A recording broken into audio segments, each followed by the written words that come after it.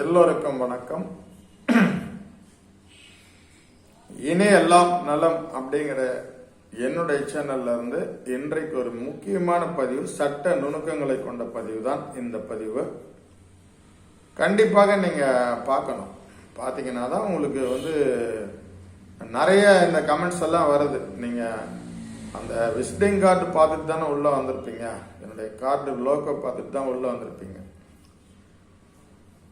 இந்த தீபத்தூண் விவகாரத்தில், அதாவது திருப்பரங்குன்ற இந்த விவகாரத்தில் தனி நீதிபதிக்கு வெற்றி. என்னுடைய இதில் அதுதான் நான் பதிவு பண்றேன். தனி நீதிபதிக்கு வெற்றி, தமிழக அரசுக்கு வெற்றி, தர்காவுக்கும் வெற்றி. அதாவது ஒரே கல்லில் 3 மாங்காய் அடிச்சிருக்காங்க நீதிபதிகள். அதாவது மதுரை ஹைகோர்ட்டு பெஞ்சு. பொதுவா இந்த மாதிரி வழக்குல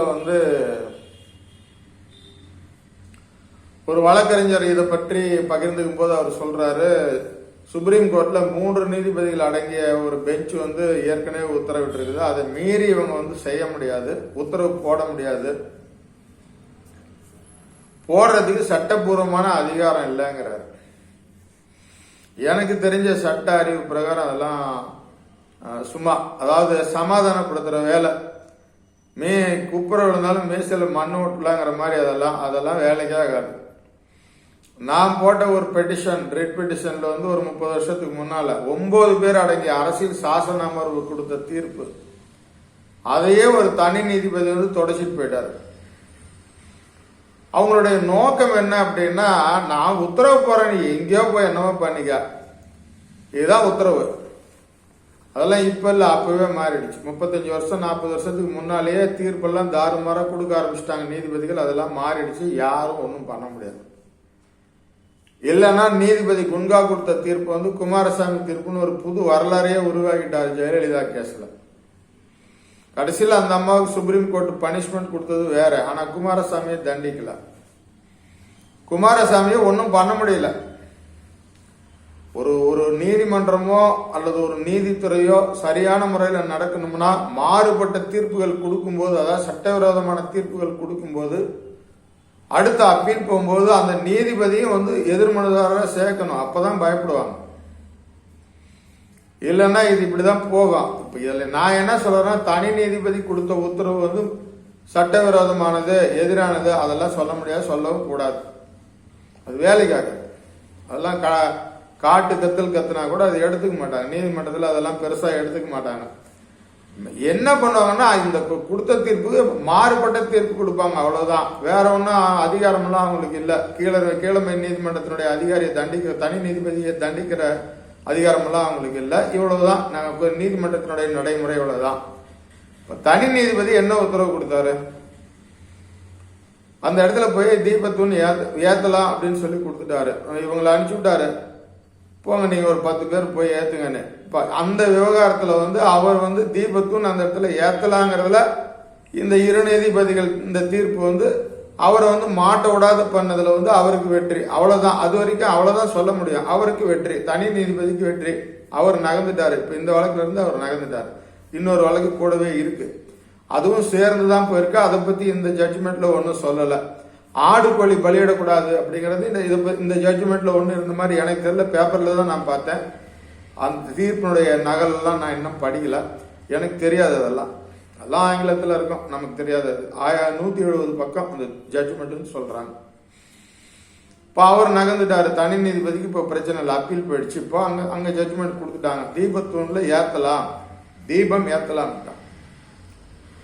சரி, தமிழக அரசுக்கு வெற்றி. இதுல என்ன இருக்கு? எல்லாம் சொல்ற, திமுகவுக்கு வச்ச ஆப்பு, தமிழக கவர்மெண்ட்டுக்கு வச்ச ஆப்பு வைத்த நீதிமன்றம் எல்லாம் வருது, நிறைய வருது யூடியூப்ல. அதெல்லாம் ஒன்றும் கிடையாது. ஆரம்பத்துல இருந்தே அவங்க என்ன சொல்றாங்கன்னா, ஒரு அரசாங்கம் இதுல தலையிடவே முடியாது, ஒருபோதும் தலையிட முடியாது, யாருக்கும் சாதகமா பேச முடியாது. சட்டத்தை பரிபாலனை செய்ய வேண்டிய வேலை தான் அரசாங்கத்துக்கு இருக்கு. அந்த தீபத்தூண் இந்துக்களுக்கு சொந்தமா, இஸ்லாமியர்களுக்கு சொந்தமா, அல்லது முருகனுக்கு சொந்தமா, இல்ல அல்லாவுக்கு சொந்தமாங்கிறதெல்லாம் கிடையவே. தர்காவுக்கு சமாதிக்கு சொந்தமா சொல்ல முடியாது. எப்படி சொல்ல முடியும்? சொல்ல முடியாது. அது பிரிட்டிஷ் கவர்மெண்ட்ல தீர்ப்பு இருக்கு. 94 தீர்ப்பு கொடுத்துருக்கான். அந்த இடத்துல போய் ஏத்திக்கலாம், ஒன்றும் பிரச்சனை இல்லை, தீர்ப்பு கொடுத்துருக்கான். இப்ப அன்னைக்கு இருந்து அது கலவரம் வரும்னு சொல்லி தானே விட்டுருக்கிறான். 94 இருந்து ஜெயலலிதா காலத்திலேயே அந்த இடத்துல பெட்டிஷன் போடும்போது கூட அங்க கலவரம் வர 2 பேரும் கலவரம் வந்துடக்கூடாதுன்னு ஒரு யூகத்தின் அடிப்படையில தான் போடுறான். இப்ப சொன்ன இதே நீதிபதிகள் அன்னைக்கு என்ன சொல்றாங்க அப்படின்னா, இப்ப இன்னைக்கு சொல்றாங்க என்ன சொல்றாங்க, நேற்றைய தீர்ப்புல என்ன சொல்றாங்கன்னா, கலவரம் வரும் அப்படின்னு சொல்லி தமிழக அரசு வந்து சந்தேகிக்கிறது வந்து நகைப்புக்குரியதுங்கிற.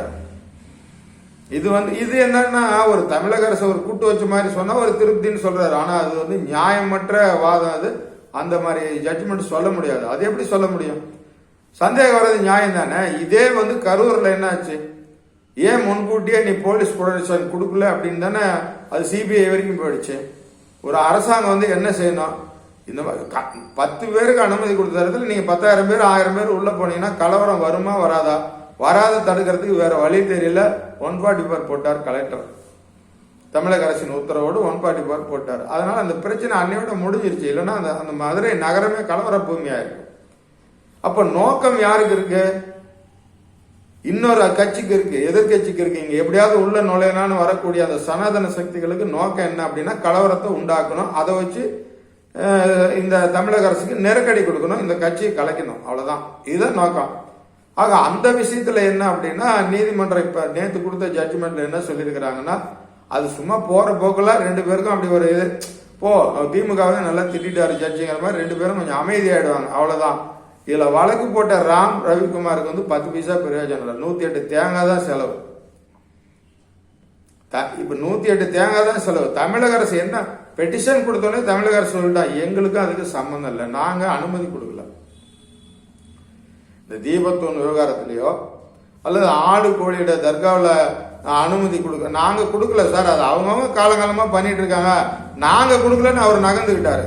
தீபத்தூன் விவகாரத்துல கோயில் நிர்வாகம் தான் முடிவு எடுக்கணும்னு சொல்லி அவர் ஃபைல் பண்ணிட்டார். ரிட்டன் கவுண்டர் போட்டாங்க தமிழக அரசு சார்பா. அப்படிதான் போட முடியும். அவங்க எதிர்பார்த்தது நடந்துட்டது. தமிழக அரசு எதிர்பார்த்தது அதுதான். இஸ்லாமியர்கள்ட்டையும் கெட்ட பேர் வாங்கக்கூடாது, இந்துக்கள்கிட்டையும் வாங்கக்கூடாது. அப்ப அவங்க என்ன சொல்றாங்கன்னா, இந்து அறநிலைத்துறை வரைக்கும் அவங்களுக்கும் அதுக்கு அவங்க மேனேஜ்மெண்ட் தான் பண்ண முடியும். கோயில் நிர்வாகம் தனி.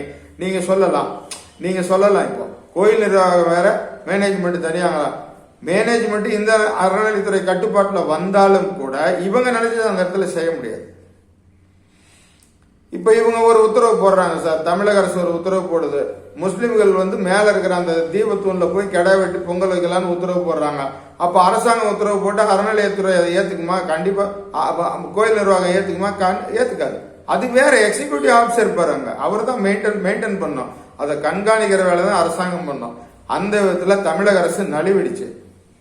யாரு பக்கமும் பாதகம் வரக்கூடாதுன்னு நினைச்சு அவங்க நினைச்சது நடந்துட்டது. அதனால தமிழக அரசுக்கு வந்து இதுல ஒரு பொறுப்பும் கிடையாது. அவங்க என்ன நினைச்சாங்கன்னா கலவரம் இல்லாத பாத்துக்கணும்னு நினைச்சாங்க, அதுல அவங்க தப்பிச்சிட்டாங்க. அதனால தமிழக அரசுக்கு வெற்றி. இப்ப கடைசியா வர தர்கா தரப்புக்கு வெற்றி. இதுதான் ரொம்ப உங்களுக்கு புரியாம இருக்கும் எனக்கு. ஏன்னா நான் பல வழக்குகளை நானே ரிட்டெல்லாம் ஒரு 16 ரிட்டு போட்டிருக்கேன் ஹைகோர்ட்ல.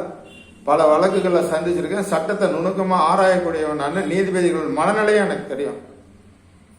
இப்போதைக்கு அவங்க கட் பண்ணி இருக்கிறாங்க, 1 வருஷம் ஆற போட்டிருக்காங்க. அற்புதமான ஜட்ஜ்மெண்ட் நேற்று வந்து ஜட்ஜ்மெண்ட், தர்மமான ஜட்ஜ்மெண்ட். என்னன்னா பொதுமக்களுக்கு அனுமதி இல்லைன்ட்டாரு. இனிமேல் எவனும் தாடி விட்டுட்டு ஜடாமுடி விட்டுட்டு எல்லாம் அங்கே போய் தீபம் வைக்கிறேன்னு மேலே போனான்னா அவ்வளோதான், அத்து விட்டுருவானுங்க. அது அந்த வேலையை இப்போ செய்ய முடியாது. இப்போ எப்படி அங்கே திருவண்ணாமலையில் எப்படி மேலே போய் ஒரு 10 பேர் போய் ஏற்றுறாங்களோ அந்த வேலையை தான் இங்கேயும் செய்ய முடியும். இன்னொரு விஷயம், இப்ப தர்கா வந்து அந்த தர்கா தரப்புல வந்து இன்றைக்கு வரைக்கும் அந்த மேல இருக்கக்கூடிய மலை வந்து தர்காவுக்கு சொந்தமானதுன்னு பெட்டிஷன் போட்டதே இல்லை, இன்னைக்கு வரைக்கும் போடல. ஆனா இந்த வழக்குல போட்டிருக்காங்க. அதுதான் விஷயம், அதுதான் நுணுக்கமான விஷயம். யாரோ ஒருவர் தர்கா தரப்புக்கு அற்புதமான ஒரு ஐடியா கொடுத்துருக்காங்க. அது என்னங்கிறது இப்ப நான் பேசிட்டே இருக்கேன், நீங்க கவனமா கேட்டுக்கணும். அது என்ன அப்படின்னா, தர்கா தரப்புல மேல இருக்கக்கூடிய அந்த தீபத்துண்டு இருக்கிற பகுதி வந்து தர்காவுக்கு சொந்தமானது. இந்த ஒரு பெட்டிஷன்ல தான் இப்பதான் உள்ள என்டர் ஆகுறாங்க. ஆனா அதுக்கும் தர்காவுக்கும் சம்பந்தம் இல்லை. அங்க இருந்து ஒரு 500 அடி தள்ளி இருக்கு, கீழே இருக்கு, அவ்வளவு தூரம் தள்ளி இருக்கு கீழே. ஆக 45 மீட்டர் என்னமோ சொல்றாரு ஜட்ஜி, சொல்றாரு அவ்வளவு தூரம் தள்ளி தர்கா இருக்குது அப்படின்னா கிட்டத்தட்ட 500 அடி தர்கா தள்ளி இருக்கு. அதை இவங்க இதுவரைக்கும் சொந்தம் கொண்டாடல, இப்பதான் சொந்தம் கொண்டாடி போடுறாங்க. இப்பதான் நீதிபதிகள் உள்ள வராங்க. இப்ப இவங்க தீர்ப்புல என்ன சொல்லியிருக்காங்க அப்படின்னா, தீபத்தூன் வரைக்கும், நல்லா நான் சொல்றது கவனமா கேளுங்க, அந்த தீபத்தூன் இருக்கிற மலை வந்து முருகன் கோயிலுக்கு சொந்தமானது, திருப்பரங்குன்றம் முருகன் கோயிலுக்கு சொந்தமான இடம்னு சொல்லி அதுல கொடுத்துருக்காங்க. இந்த ஜட்ஜ்மெண்ட்டை கொடுத்துருக்காங்க. சரி, அப்ப அது வரைக்கும் தான் அவங்களுக்கு சொந்தம். இப்ப தர்கா சொந்தம் இல்லைல்ல, நோட்டிங் த பாயிண்ட், அவ்வளவுதான். தர்காவை பத்தி இவங்க பேசல. இந்த ரெண்டு பேர் ஜட்ஜிங் வந்து தர்காவை பத்தி எதுவுமே சொல்லல. தர்காவும் சேர்ந்து முருகன் கோயிலுக்கு சொந்தம் கொடுத்துருந்தா அந்த தீர்ப்பு சர்ச்சையா இருக்கும். அந்த மாதிரி கொடுக்க முடியாது. ஏன்னா ஏற்கனவே என்ன நிறைய ஜட்ஜ்மெண்ட் என்னன்னா, அவங்கவுங்க பயன்படுத்திக்கிற இடத்துல ஒருத்தருக்கு ஒருத்தர் கலவரம் பண்ணாத நடந்துக்காங்க, ஸ்டேட்டஸ்கோ தான் கொடுத்துருக்காங்க. என்ன நிலை இருக்குதோ அது தொடரணும். அதே தான் இப்பவும் தொடருது. அந்த விதத்துல வந்து தர்கா கமிட்டிக்கு வெற்றி தான் இது. சரி, அப்படி வெற்றியா இருக்கும்போது ஏன் அவங்க அப்பீல் போறாங்க அப்படிங்கறதான் கேள்வி. தமிழக அரசு ஏன் அப்பீல் போறாங்கன்னா, தமிழக அரசுக்கு ஒரு நெருக்கடி இருக்கு. இஸ்லாத்துக்கு விரோதமா காண்பிக்கணும் திமுகவை, எதிர்கட்சிகள் பூரா வரிஞ்சு கட்டிட்டு ஆடுறான். அதாவது முஸ்லிம்களுக்கு எதிராக திமுகவை காமிக்கணும். இப்ப இவர் அப்பீல் போகலன்னா இவர் ஏன் போகல? அப்ப இஸ்லாமியர்களுக்கு எதிராக இருக்கிறான்னு சொல்லி இஸ்லாமியர்களுக்கிட்டே ஒரு பிரச்சாரத்துக்கு கொண்டு போய் ஸ்டாலினுக்கு அவங்க ஓட்டு போட முடியாத பண்ணனா ஏதாவது சகாயம் கிடைக்குமான்னு பாக்குறான். ஒரு பக்கம் இவங்க வந்து திராவிடங்கிறது கடவுள் மறுப்பு கொள்கையாளர்கள் சொல்லி ஒரு பக்கம் அட்டாக்கு, இன்னொரு பக்கம் கூட இருக்கிற இஸ்லாமியர்களே திருப்படிக்கிற மாதிரி சொல்ற மாதிரி ஆயிடும். அதனால இவருக்கு தெரியும், தமிழக அரசுக்கு தெரியும், நிச்சயமா தெரியுது, மேல போனாலும் கண்டிப்பா சேம் ஜட்ஜ்மெண்ட் அக்செப்டட், அவ்வளவுதான். ஒரு மாற்றமும் கிடைக்கும். நல்ல தீர்ப்புங்கிறதுனால சுப்ரீம் கோர்ட் தலையிடாது. ஆனா ஒரு விஷயத்துல அவங்க என்ன சொல்லுவாங்கன்னா, தர்கா கமிட்டி சார்பில் வாதாடுறதுக்கு வாய்ப்புகள் இருக்கு. என்ன சொல்லுவாங்கன்னா, அது வரைக்கும் அந்த தீபத்தூன் இருக்கிற அந்த மலை குன்று வரைக்கும் முருகன் கோயிலுக்கு சொந்தமானதுங்கிறத இந்த தீர்ப்பை வந்து நீதிமன்றம் உறுதிப்படுத்தும். முருகரே வந்து இது சரியில்லைன்னு சொன்னா கூட நீதிமன்றம் அதை மாற்றாது. அடுத்து என்ன நடக்குங்கிறதா இப்ப பிரச்சனை. அடுத்து என்ன நடக்கும்னா, அந்த பெட்டிஷன்லயே அவங்களுக்கு கொடுத்துருக்கீங்கல்ல, யாருக்கும் சொந்தம் இந்த மலை இல்லைல்ல, இப்ப அவங்களுக்கு சொந்தமா கொடுத்துட்டீங்கல்ல, மீதி இருக்கிறத எங்க அனுபவத்துக்கு கொடுங்கன்னு கேட்பாங்க. அப்போதான் அந்த ஜட்ஜ்மெண்ட் சுப்ரீம் கோர்ட்ல வரத்துக்கு வாய்ப்புகள் உள்ளது. என்ன உள்ளதுன்னா, அந்த திருப்பரங்குன்றம் முருகனுக்கு சொந்தமான அந்த திருப்பரங்கோயிலுக்கு சொந்தமான அந்த இடத்தை தவிர மீதி உள்ள அந்த நெல்லித்தோப்பு, ஒரு அந்த தர்கா இருக்கிற பகுதி, அதை சார்ந்த சில பகுதி, அந்த படிக்கட்டு அந்த சைடு பூராமே வந்து தர்கா கமிட்டிக்காரர்கள் வந்து பயன்படுத்திக்கலாம்னாவே அது அனுபவம் பார்த்த மாதிரி சொந்த மாதிரி ஆயிடும். அந்த உத்தரவு வாங்கறதுக்காக தான் தர்கா கமிட்டி அப்பீல் போயிருக்கு. இப்ப இவங்க போறது எப்படின்னா, அவங்களுக்கு கொடுத்துட்டீங்கல்ல, எங்களுக்கும் அந்த மாதிரி ஒண்ணு கொடுங்க. ஏன்னா இது இந்திய அரசியல் சட்டம் 19வது பிரிவுல இருந்து 20, 21, 22 வரைக்குமே சட்டத்தின் முன் அனைவரும் சமம். அந்த கேட்டகரியில தான் இது வரும், நிச்சயமா வரும். அந்த மாதிரி இருக்கும்போது ஒரு கண்ணுக்கு சுண்ணாம்பு ஒரு கண்ணுக்கு வெண்ணெய் வைக்கிறதுக்கு வாய்ப்புகள் இல்லை. எந்த சூழ்ச்சியும் இதுல பண்ண முடியாது. தீர்ப்பு அருமையான தீர்ப்பு. ஜட்ஜ்மெண்ட் இதுக்கு ஒரு முற்றுப்புள்ளி வச்சுட்டாங்க. காலங்காலமா தகராறு நடந்துகிட்டே இருக்கு, முற்றுப்புள்ளி வச்சுட்டாங்க. நிச்சயமா 3 தரப்புக்கும் இது வெற்றி தான். அப்பீல்ல என்ன ஆகுதுன்னு நமக்கு தெரியல. அங்க போகும்போது எத்தனை பேர் விசாரிக்கிறாங்கன்னு தெரியல. ஆனால் ஒன்று, அவங்களும் வந்து இந்த சில ஊடகங்கள்ல வர மாதிரி நீதிபதிகள்லாம் வந்து அரசியல் சார்ந்தவங்க, RSS காரங்க, அந்த மாதிரி சொல்ற மாதிரியான இந்த ஊடகங்கள்ல வர மாதிரி அப்படி ஒரு வேலை இருந்துருச்சுன்னா அவங்க மாறுபட்ட தீர்ப்பு கொடுக்கும்போது அந்த மாதிரி விமர்சனங்கள் வர வாய்ப்பு உண்டு. கண்டிப்பாக கொடுக்க மாட்டார்கள். ஏன்னா இது வந்து அதாவது எனக்கு தெரிஞ்ச நான் சொல்லிடுறேன், காலங்காலமா வருது. 12ஆம் நூற்றாண்டுல கட்டின அந்த தர்காவை இடிக்க சொல்லிலாம் யாரும் உத்தரவு போடல. அவங்க பகுதி அவங்களுக்கு சொந்தங்கிறாங்க. எனக்கு தெரிஞ்சது என்னன்னா, ஒரு நீதிமன்றம் இன்னொரு எக்ஸ்ட்ரா கொடுக்கணும். சுப்ரீம் கோர்ட்டுக்கு போனா ஒரு எக்ஸ்ட்ரா கொடுக்கணும். இந்த சைடு ஒரு வேலி அமைச்சுக்கணும். அவங்க அந்த தர்காவை சுத்தியும் ஒரு வேலி அமைச்சுக்கணும். யாரும் இந்தாண்ட வரக்கூடாது, இங்க இருக்கிறவங்க அந்தாண்ட போகக்கூடாதுங்கிற மாதிரி பண்ணிட்டா இது அப்படியே காலங்காலமா எல்லாருக்கும் ஒருதாய் மக்களா எல்லாரும் வாழக்கூடிய அந்த மதுரை மண்ணில் வந்து அமைதி நிலவணுங்கிறதான் எல்லாருடைய விருப்பமும். ஜட்ஜ்மெண்ட் பொறுத்த வரைக்கும் 3 தரப்புக்கும் வெற்றி தான். எல்லாமே வந்து ஒரு எல்லாம் இந்த கட்டத்துல வந்து எல்லாம் சுமூகமா போனான்னு தான் எல்லாருமே நினைக்கிறாங்க. தமிழக அரசும் சரி, இவரும் சரி. ஆனா அந்த வழக்கு போட்ட மனுதாரர் வந்து 108 தேங்காய் உடைச்சு திருப்தி ஆயிட்டாரு. அவ்வளவுதான். அவரும் மேல போயெல்லாம் தீபம் வைக்க முடியாது.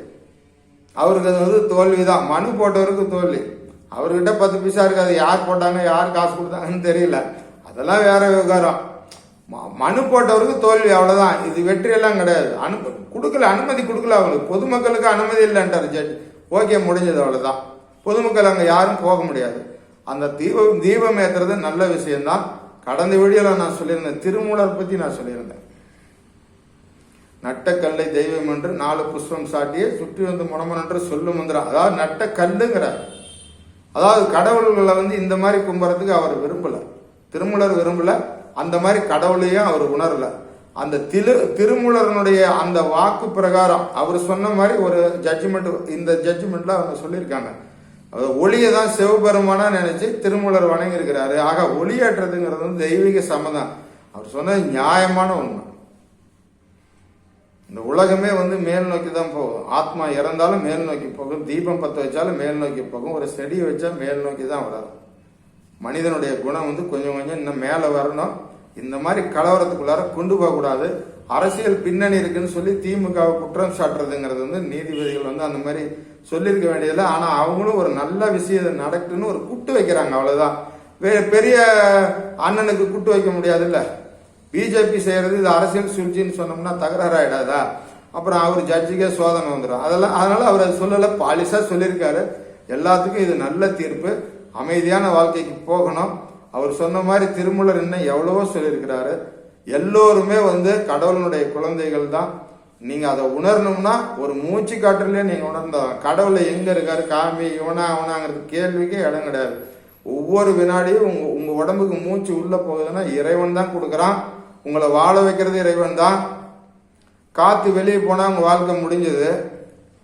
தூங்கையிலே ஓடுகின்ற மூச்சு அது சுழி மாறி போனாலும் போச்சு அப்படின்னு ஒரு பாடல் இருக்கு. சுழி மாறிட்டா முடிஞ்சது, அவ்வளவுதான். வாழ்க்கை அந்த செகண்டே நம்மளை விட்டு வெளியில போயிடும், ஆத்மா வெளியே போயிடும். அருமையான தீர்ப்பு.